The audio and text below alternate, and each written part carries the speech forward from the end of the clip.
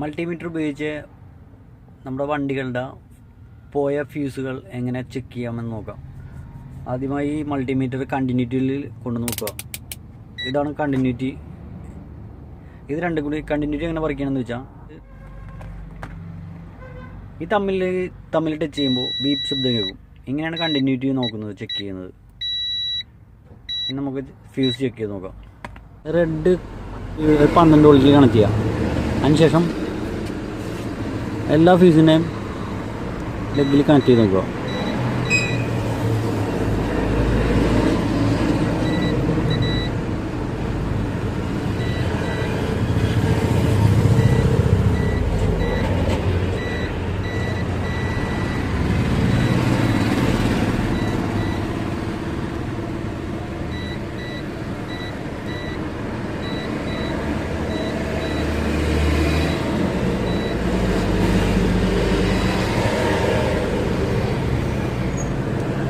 ഈ ഫീസാണ് പോയേക്കണത് വേണ്ട.